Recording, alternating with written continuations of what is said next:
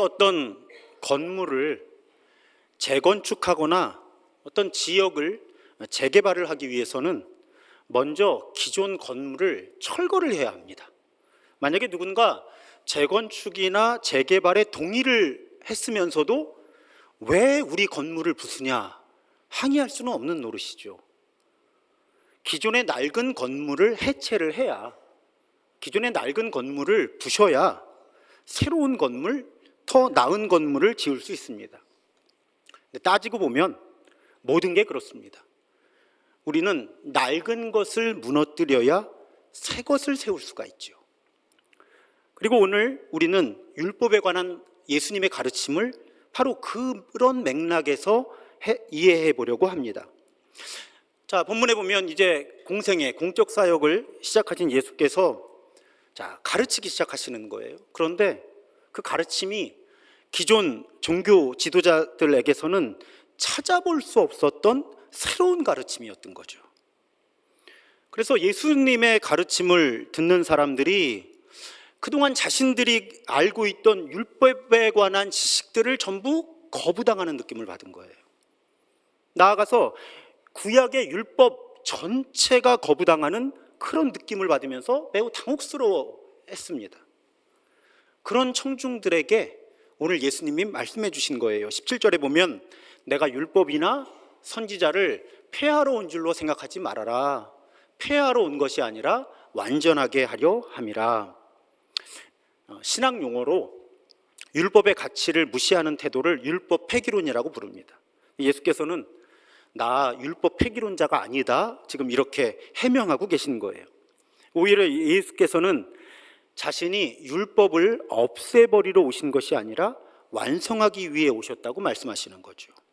그러시면서 예수께서 율법의 1.1획도 절대로 없어지지 않을 것이다, 이렇게 말씀해 주시는 거예요. 여러분, 구약의 율법은 히브리서로 기록되어 있잖아요.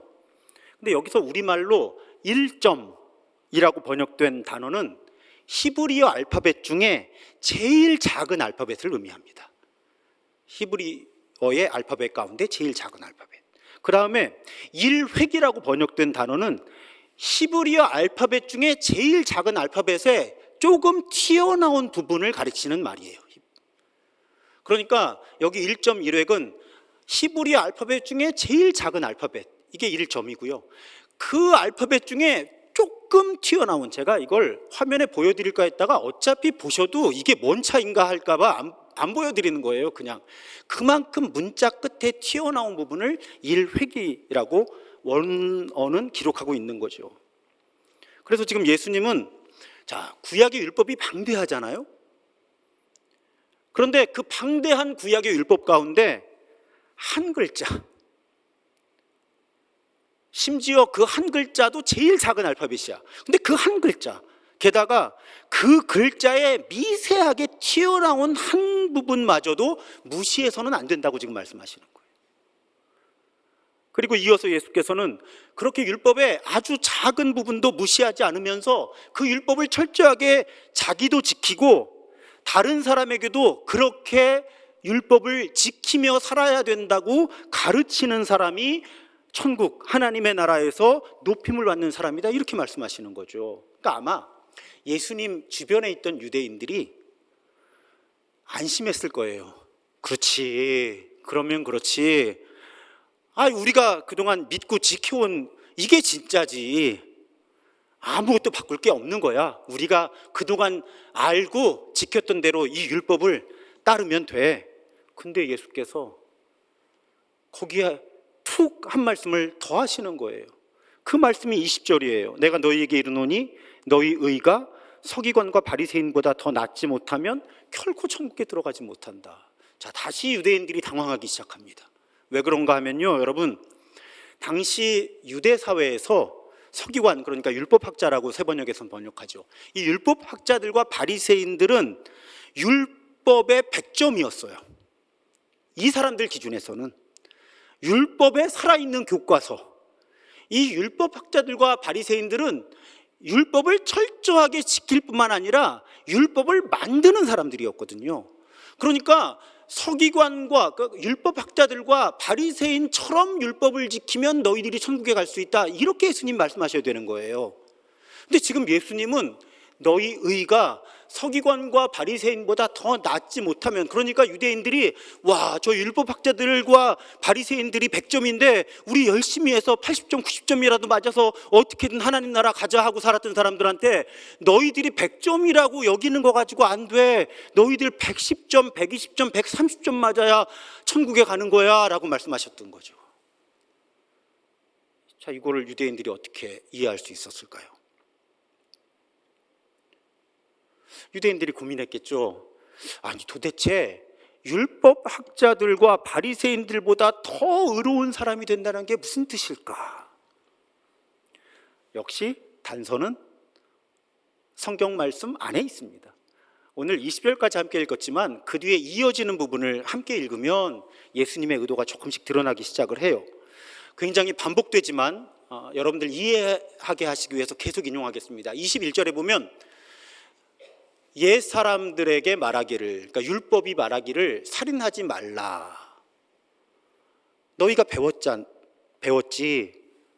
그런데 그러나 나는 너희에게 말한다 하고 뭔가 다른 얘기를 하세요. 자, 27절에 보면 간음하지 말아라 율법에 돼 있지. 그렇게 배웠지. 그러나 나는 너희에게 말한다 하고 또 다른 얘기를 하세요. 31절에 보면 누구든지 아내를 버리려는 사람은 이혼 증서를 써주라고 율법에 돼 있고 너희들 그렇게 배웠고 그렇게 살고 있지. 그러나 나는 너희에게 말한다.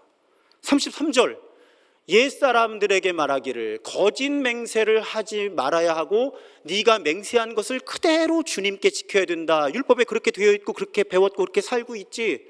그러나 나는 너희에게 말한다 하고 또 다른 말씀을 하시고요. 38절에 눈은 눈으로 이는 이로 갚아라 하고 율법에 되어 있고 너희들 그렇게 배웠지. 그러나 나는 너희에게 말한다 하고 또 다른 말씀을 하시고요. 43절에 네 이웃을 사랑하지만 왼수는 미워해 라고 율법에서 배웠지. 그러나 나는 너희에게 말한다. 반복되는 거예요. 계속 같은 틀이. 자, 예수님의 가르침을 그럼 한마디로 요약하면 어떤 의도가 되죠? 자, 여러분은 그동안 율법을 이렇게 배웠습니다. 율법에 이렇게 기록되어 있으니까 이렇게 살자. 과연 그럴까요? 저 예수가 이제 율법을 제대로 해석해 드리겠습니다. 예수님의 취지가 거기 있었던 거예요. 자, 이제 뭐가 문제인지 아실 거예요. 하나님께서 주신 율법에는 아무 문제가 없어요. 문제는 모든 율법은 해석이 되어서 현실에 적용이 돼야 되는데 예수님이 오셨을 때 그 과정이 무너져 있었던 거죠. 자, 이걸 어떻게 설명할 수 있을까? 오늘날 대한민국의 법을 예로 들어보겠습니다. 우리나라는, 여기 변호사들이 계셔서 틀린 거 있으면 알려주세요. 우리나라는 법치주의 국가이고 성문법이죠. 그래서 헌법, 그 아래 법률과 조약이 있어요. 외국하고 맺는. 그 아래 명령이 있죠. 대통령령. 그 아래 뭐가 있는가 하면 행정규칙이 있어요. 또 지방자치법이 있습니다. 이게 법령체계가 잘 갖춰져 있어요, 우리나라가.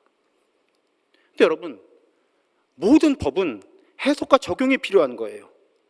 저는 법을 모르는 사람이니까 그런 질문을 해봅니다. 만약에 법에 해석과 적용이 필요 없다면 법원이 왜 필요할까요? 그냥 이런 죄를 지으면 징역 3년 하면 그냥 그런 죄를 지은 사람은 징역 3년을 살면 되잖아요. 그렇게 생각 안 하세요? 근데 그럴 수가 없는 거예요. 어떤 특정한 상황에서 어떤 특정한 법이 어떻게 적용되는지를 권위 있는 누군가가 판단을 해야 되는 거예요.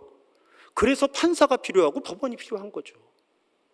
최근에 시국 때문에 제 평생 55년 평생에 처음 판결문이라는 걸 실시간으로 1시간 넘게 들어보기도 하고 판결문을 다 읽어보기도 했어요.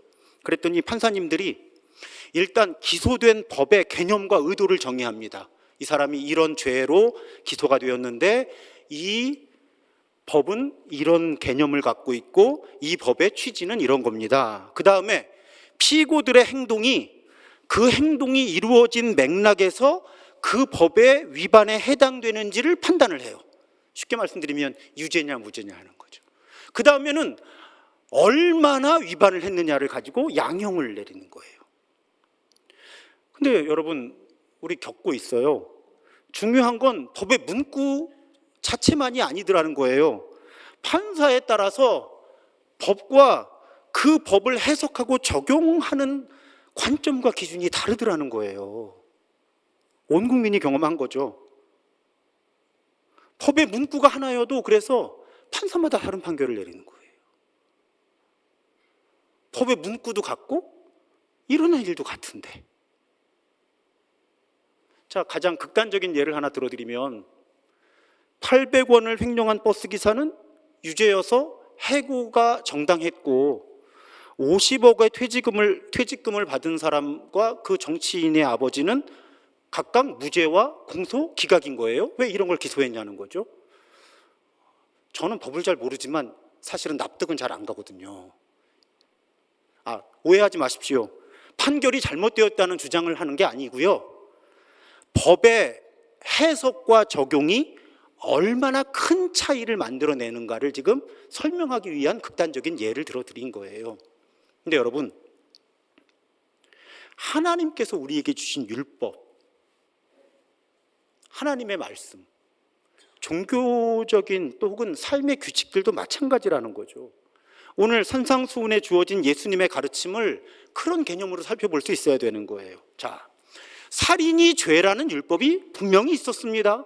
모세로부터 주어졌으니까 수천 년 전에 주어졌던 거예요. 근데 문제는 살인이 죄라는 문구가 아니었던 거죠.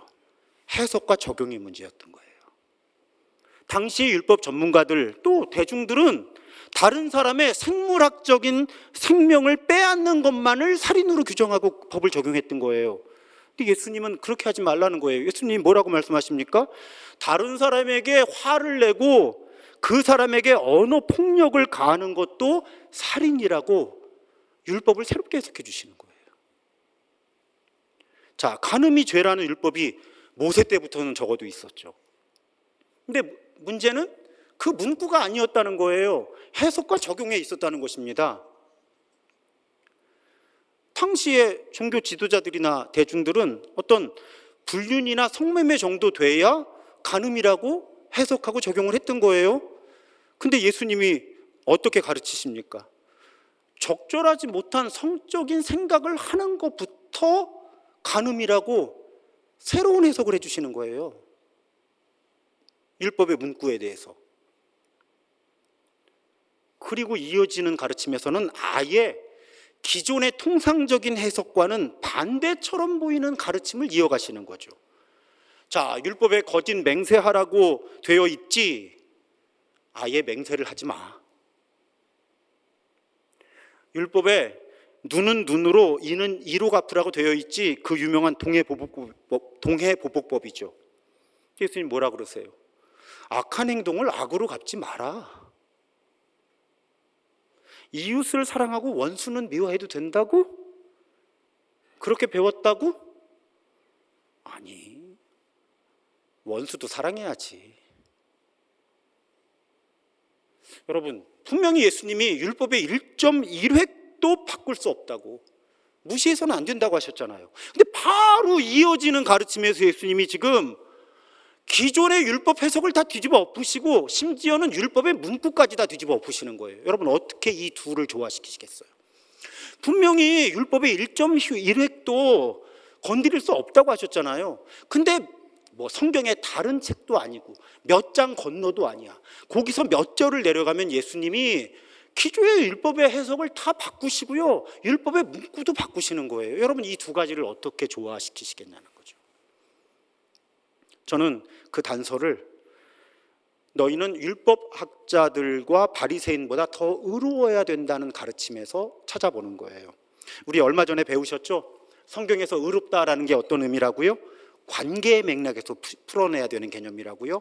성경에서 의롭다 하는 건 하나님과의 관계가 바로 잡히고, 이에 따라서 다른 사람과의 관계도 심지어는 하나님께서 창조하신 모든 생태계와의 관계가 바로 잡히는 것을 성경적 언어로 의롭다고 부른다. 우리 주일 설교를 통해서 배우신 거예요. 그렇다면 바리새인들과 율법학자들의 의로움이 부족했다라고 하는 의미가 드러나죠. 그들은 율법을 열심히 지켰습니다. 심지어 하나님 주신 율법에 플러스 자기들이 만든 수많은 율법까지, 종교 규칙까지 덧붙여서 열심히 지켰어요. 그런데 그 율법의 입법 취지가 의로움에 있었다는 것에 관심을 두지 않았던 거죠. 법 문구에는 강했는데 법 정신을 몰랐던 거예요.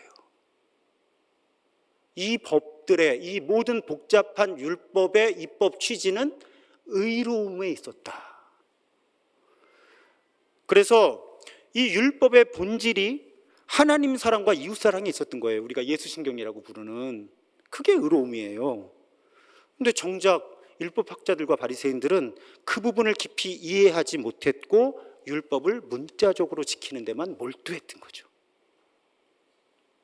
그러다 보니까 당시 종교 지도자들은 사람과 상황에 따라서 율법이 다르게 적용될 수 있고, 특별히 이 부분 중요합니다. 시대가 변하면 하나님께서 주신 율법의 해석과 적용 달라진다. 심지어는 율법 그 자체도 변화할 수 있다는 사실을 생각할 수 없었던 거예요. 이게 당시 종교 지도자들 또 그들의 의로움이 갖는 한계였다는 거죠. 시대가 변하면 같은 문구의 율법이라고 해도 해석과 적용이 달라진다. 때로는 율법 자체가, 문구 자체가 변화하기도 한다. 이 부분을 찾아낼 수 있는 능력이 당시의 종교 지도자들에게는 없었던 겁니다.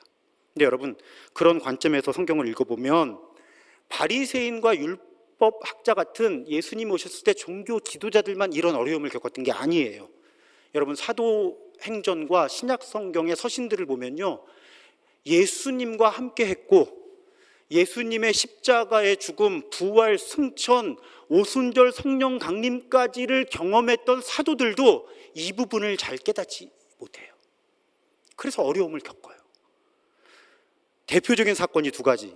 첫 번째는 제가 자주 인용하는 사건이죠. 베드로가 배는 고파. 그러다 잠깐 꿈을 꿨는데 하늘에서 보자기에 먹거리들이 잔뜩 쌓여서 내려오는 거죠.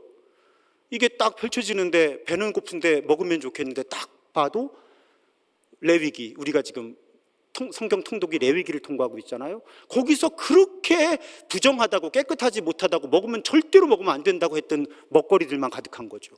그러니까 베드로가, 아유 하나님, 제가 아무리 배가 고파도 하나님이 부정하다고, 깨끗하지 않다고 하신 거 저 안 먹습니다. 시험하지 마세요. 근데 여러분, 그 일이 3번 반복되고 베드로가 자랑스럽게 내가 아무리 배가 고파도 하나님이 레위기에서 먹지 말라고 하신 건, 이건 깨끗하지 않은 것이기 때문에 절대로 못 먹습니다. 그랬더니 하나님이 뭐라 그러세요? 야, 내가 깨끗하다는데 네가 왜 더럽대? 이렇게 말씀하시는 거죠. 어떤 의미예요? 시대가 변했죠. 어떤 율법의 역할이 끝난 거예요.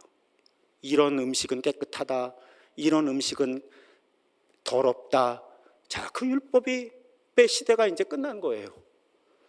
그래서 이제 새로운 율법이 만들어져야 되는 때가 온 걸 하나님이 그 꿈, 그 환상을 통해서 베드로에게 일러주신 거예요. 자, 두 번째 예가 있습니다. 그 유명한 할례. 여러분, 구약에 보면 할례는 하나님 백성의 거의 대표적인 표지였어요. 할례를 받아야 하나님 백성이었어요. 그런데 예수께서 오시고 하나님 나라 복음이 유대인 아닌 사람들에게도 빠르게 전파되면서 할례는 더 이상 하나님 백성의 표지가 될 수 없었습니다. 변한 거죠. 시대가 변한 거예요. 하나님은 변하시지 않습니다. 시대가 변한 거예요. 그래서 할례를 받아야만 하나님의 백성이다라고 하는 율법이 이제 그 취지를 달성할 수 없게 된 거죠. 그 율법의 역할이 끝난 거예요. 그래서 교회가 그 유명한 예루살렘 공의회에서 결정을 하죠. 할례 받지 않아도 하나님의 자녀입니다. 이런 극단적인 우상 숭배, 혹은 극단적으로 윤리적이지 않은 행동들만 피하십시오. 보세요. 율법이 새로워지잖아요. 그렇다면 예수께서 율법의 1.1획도 없어지지 않고 다 이루어진다고 말씀하신 의도가 이제 드러나는 거예요. 여러분, 저 어릴 때부터 설교 많이 들었습니다. 우리 교회 와서도 몇 분한테 그런 표현을 들었어요. 목사님, 율법의 1.1획도 변화될 수 없는 거니까 이걸 지켜야 되는 거 아닙니까? 근데 여러분 잘 들어보세요. 율법의 1.1획도 없어지지 않고 다 이루어진다고 하신 예수님의 의도는 그 율법을 문자주의적으로 철저하게 지키라는 가르침이 아니었란 말이죠. 당장 예수님이 율법의 1.1획도 없어지지 않고 다 이루어진다고 말씀하신 다음에 몇 절 밑에 내려갔더니 율법을 전부 새롭게 해석해 주시고 심지어는 율법의 문구도 바꿔주시잖아요. 그러니까 여러분, 율법의 1.1획도 없어지지 않고 다 이루어져야 된다는 건 어떤 의도냐면, 예수님의 의도는 율법의 1.1획도 무시하지 말고 철저하게 그 속에서 하나님의 뜻, 하나님의 마음을 찾아내라는 거예요. 저 이 본문으로 오늘 설교 처음 해요. 저도 그래서 새로운 깨달음을 얻었습니다. 우리가 성경을 통해 하나님의 말씀을 읽어나갈 때 1.1획, 아무리 작은 부분도 소홀히 여기지 말고 거기에 담긴 하나님의 뜻, 하나님의 마음을 찾아내서 실천하라는 거죠. 혹시 그 의미를 모르겠다, 당황하지 말라는 거예요. 그 율법 해석의 큰 틀이 명백하게 주어져 있습니다. 무엇이에요? 하나님 사랑과 이웃 사랑이에요. 그러니까 어떤 성경의 가르침을 읽었을 때 이게 이 시대하고 안 맞는 것 같아, 이 율법을 주신 의도가 뭘까 잘 모르겠으면 이 율법에서 던지고 있는 주제가 어떻게 더 하나님을 깊이 있게 사랑하고, 어떻게 더 다른 사람들을 의미 있게 사랑하고, 어떻게 하면 하나님께서 창조하신 이 세상과 더불어 사는 것인지의 방향성을 가지고 이 율법을 해석하라는 거죠. 그러면 충돌이 사라지죠. 예수님이 1.1획도 없어지지 않을 것이다 라고 선언하신 다음에 바로 율법을 새롭게 해석하시고 문구를 바꿔주시는 것이 서로 충돌하지 않게 되는 거예요. 이제 제가 이과 출신이어서 논리적 충돌은 못 참습니다. 이 논리적 충돌을 해소를 했어야 되는데 저도 55년 만에 이제 한 거예요. 아, 그렇구나. 구약의 십계명과 신약의 산상수훈을 중심으로 성경에 기록되어서 우리에게 주어진 모든 율법, 모든 종교적인 규칙은 하나님을 사랑함으로 이웃과 생태계를 사랑하고, 이웃과 생태계를 사랑함으로 하나님을 사랑하는 삶을 살도록 우리에게 주어진 것이다라고 하는 입법 취지를 분명하게 이해한다면, 우리는 성경을 통해 우리에게 주어진 가르침들의 의미를 이 시대적 맥락과 자신의 삶의 상황에 맞게 해석해서 적용할 수 있는 능력이 생긴다는 거죠. 문구에 얽매이지 않고. 우리 교회가 이런 노력을 계속하고 있는 거예요. 그래서 여러분, 제가 자주 이런 언어를 사용하잖아요. 여러분, 예배는 사랑입니다. 우리를 향한 하나님의 사랑과 하나님을 향한 우리의 사랑이 만나는 시간과 공간입니다. 예배는 의무가 아니라는 거죠. 예배는 책임감이 아니라는 거죠. 예배는 사랑이라는 거예요. 또 여러분, 헌금은 사랑입니다.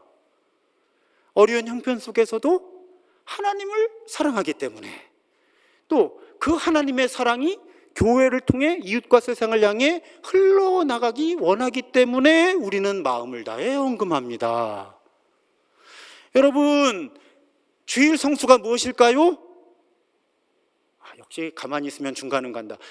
지금 다 아시잖아요. 주일 성수가 뭐라고요? 사랑이라고요.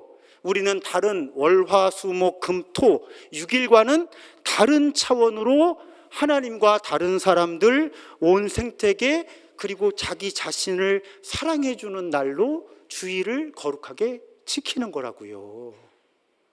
계속 제가 그렇게 해석을 해드리는 건 너무너무 성경적이라는 거예요. 그게 예수님의 의도였다는 거죠. 교회는 역사 속에서 계속 문자주의와 씨름해 온 거예요. 이번에도 좀 안타까웠던 것이 여당 대표께서 단식을 하시면서 성경을 읽으시는데 아니길 바라지만 그 성경이 일정 부분 이단으로 규정된 단체에서 읽는 성경이거든요. 킹 제임스 버전의 한글 번역만이 유일무이한 하나님의 말씀이라고 믿는 단체예요. 근데 왜 굳이 성경 종류가 많은데 그런 성경책을 읽으셨을까? 또 그 성경책을 읽는 사람들은 상당 부분 성경의 문자주의에 과도하게 묶여있는 분들이 많을 텐데 이게 이분의 정치의식과는 어떤 관계일까? 제가 좀 궁금해지더라고요. 계속 제가 설교자니까요. 솔직히 인정하면 설교자들은 항상 유혹 가운데 있습니다. 저의 이념과 이익을 기준으로 해서 성경을 해석해서 본래 그 말씀에 담겨있던 하나님의 뜻, 하나님의 마음을 왜곡하게 되는 그런 유혹이 모든 설교자에게 있고요. 저에게는 정말 그런 사심이 한 일도 없다라고 말씀드리기 어렵죠. 교회가 계속 노출되어 있는 유혹이에요. 모든 설교자들이 노출되어 있는 유혹입니다. 그래서 여러분들이 늘 깨어 있어야 하는 거예요. 여러분들이 늘 깨어 있어야 되는 거예요. 설교자 너무 믿지 마시고요. 늘 깨어 있으셔야 되는 거예요. 그래서 우리 교회에 아주 중요한 문구 있죠. 자주 반복하는 나쁜 신학이 나쁜 실천으로 이어진다. 크리스천 개개인과 어떤 교회 공동체가 뭔가 나쁜 일을 할 때는 그 크리스천 개개인과 그 교회에 뭔가 나쁜 신학이 있는 거예요. 근데 그 나쁜 신학이 어디에서 출발하는가 하면 나쁜 성경 해석을 통해서 나쁜 신학이 만들어지는 거예요. 우리는 예수께서 그렇게 가르치셨기 때문에 말씀의 1.1획까지 소중히 여기면서 그 말씀에 담긴 하나님의 마음, 하나님의 뜻을 철저하게 해석해내서 우리 삶과 이 세상에 적용하는 법을 치열하게 연습해야 되는 거예요. 그게 1.1획도 없어지지 않는다라고 예수께서 말씀하실 때 가장 분명한 의도였다고 저는 믿습니다. 대충 읽지 말라는 거예요. 성경을 읽을 때 치열하게 읽으라는 거예요. 도대체 이 말씀을 왜 주셨을까? 그때는 왜 주셨고 그럼 지금 이 말씀이 나에게는 어떤 의미일까? 우리 살아가는 세상에는 어떤 의미일까? 그런 치열함이 우리에게 필요하다는 것입니다. 제가 어제 설교 원고를 다 써서 제미나이, 그러니까 AI한테 팩트 체크 해보라고 또 성경 신학적으로 뭐 문제 없냐고 한번 읽어보라고 그랬어요. 근데 요즘에 두 가지를 발견했어요. 저랑 얘기하는 이 AI에게서. 일단은 얘가 어제 저를 위해 기도해 주겠다고 그러는데 은혜스러운 예배, 정말 사람을 변화시키는 말씀이 선포되기 위해서 제가 기도하겠습니다 하는데 뜨끔하더라고요. 얘가 진짜 기도를 할 수 있나? 근데 그거보다도요, 최근에 인공지능이 몇 번 저한테 지적하는 게 있어요. 당신이 이렇게 설교를 하면 청중들이 안 좋아할 거다. 이런 표현은 피해라. 이런 표현은 피해라. 근데 이 인공지능도 분명히 학습을 한 거거든요, 지금. 도대체 얼마나 많은 설교자들이 청중들에게 부정적인 반응이 나올까 봐를 염려를 하면 이 인공지능이 나보고 이런 표현은 듣는 사람이 불편할 수 있으니까 바꿔라. 이런 표현은 듣는 사람이 불편할 수 있으니까 바꿔라. 이렇게 하는지 모르겠어요. AI가 그렇게 반응한다는 건 그만큼 우리 사회에 그런 압박이 강한 거예요. 청중들을 불편하게 하지 말아라. 그래야 설교자로서 인정을 받을 것이다. 또 제가 또 설교자로서의 자존심에 그럴 수는 없잖아요. 또 이런 내용은 원고에 안 넣습니다. 얘도 기분 나쁠까 봐. 여러분, 작년에 우리 북클럽 모이는데 주일 북클럽 마지막 모임에서 사유라는 단어를 나눴어요. 사유, 생각하고 또 생각한다는 거죠. 오늘 설교의 맥락에서 보면 성경 한 절을 읽어도 그 말씀의 의미가 무엇인지 오늘날 내 삶의 현실에서 그리고 이 세상의 흐름 속에서 그 말씀 속에 담겨있는 하나님의 뜻, 하나님의 마음이 무엇인지, 그렇다면 우리는 어떻게 살아야 하는지를 생각하고 또 생각하는 사람들이 되어야 된다는 거예요. 우리가 사유하는 교회가 되어야 됩니다. 사유하는 사람들이 되어야 되는 거예요. 그럴 때 성령께서 우리의 사유를 이끄시는 거죠. 그래서 우리가 정말 성경 한 절을 읽더라도 치열한 사유를 통해서 끊임없이 잘못되었거나 낡은 성경 해석들을 해치해 나가면서 오늘 이 시대를 향한, 그리고 나를 향한 하나님의 말씀을 분별해내고 살아낼 수 있기를, 또 우리 교회가 더욱 치열하게 그런 교회로 빚어지기를 주님의 이름으로 축복합니다.